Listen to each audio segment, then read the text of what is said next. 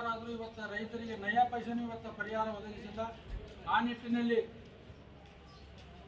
ಈ ಒಂದು ರೈತರಿಗೆ ಮಳೆ ಹಾನಿ, ಅತಿವೃಷ್ಟಿಯಿಂದ ಬೆಳೆ ಹಾನಿಯಾಗಿ ಹಳ್ಳ ಕೊಳ್ಳ ಮಹಾಪೂರ ಬಂದು ಇವತ್ತು ರೈತರ ಬೆಳೆ ನಾಶವಾಗಿ 1 ವರ್ಷ ಆದರೂ ಇವತ್ತು ಸರ್ಕಾರ ಕಿಂಚಿತ್ತೂ ರೈತರ ಬಗ್ಗೆ ಕಾಳಜಿ ತೋರಿಸಿಲ್ಲ.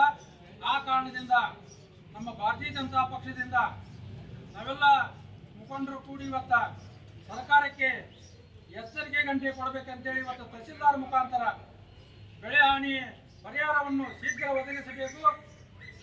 ಅದೇ ರೀತಿ ಬೆಳೆ ವಿಮಾ 1 ವರ್ಷ ಆದರೂ ಇವತ್ತು ರೈತರ ಖಾತೆಗೆ ಜಮಾ ಇಲ್ಲ.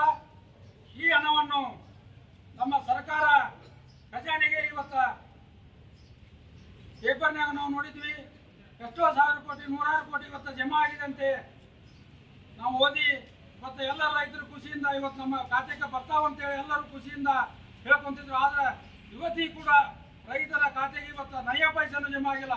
ಅಂತ ಒಂದು ಭ್ರಷ್ಟ ಸರ್ಕಾರ ಇವತ್ತು ನಮ್ಮ ಕಾಂಗ್ರೆಸ್ ಸರ್ಕಾರ ಇವತ್ತು ರೈತರಿಗೆ ಬಹಳ ಅನ್ಯಾಯ ಮಾಡಿದೆ. ಆ ಕಾರಣದಿಂದ ಇವತ್ತು ತಹಸೀಲ್ದಾರ್ ಮುಖಾಂತರ ನಾವು ಸರ್ಕಾರಕ್ಕೆ ಈ ಮನವಿಯನ್ನು ಕೊಡ್ತೇವೆ. ಕೆಲವೇ ದಿನದಲ್ಲಿ ಗಡುವನ್ನು ಕೊಡ್ತೇವೆ. ಇವತ್ತು 1 ವಾರದಲ್ಲಿ ಇವತ್ತು ರೈತರ ಖಾತೆಗೆ ಈ ಪರಿಹಾರ ಹಣವನ್ನು ಜಮಾ ಮಾಡದಿದ್ದ ಹೋದರೆ ಉಗ್ರವಾಗಿ ಹೋರಾಟ ಮಾಡಿ ಇವತ್ತು ಸರ್ಕಾರಕ್ಕೆ ಎಚ್ಚರಿಕೆ ಗಂಟೆ ಕೊಡ್ತೇವೆ ಅಂತೇಳಿ ಈ ಮುಖಾಂತರ ನಾವು ಎಲ್ಲ ರೈತರು ಕೂಡಿ ಇವತ್ತು ಸರ್ಕಾರಕ್ಕೆ ಇವತ್ತು ಈ ಮನವಿಯನ್ನು ಅರ್ಪಿಸಿದ್ದೇವೆ. ಇಲ್ಲಿ ಬಂದಂತ ಎಲ್ಲ ರೈತರಿಗೆ ವಂದಿಸಿ ನಾನು 4 ಮಾತು ಮುಗಿಸುತ್ತೇನೆ. ಕಾಂಗ್ರೆಸ್ ಸರ್ಕಾರಕ್ಕೆ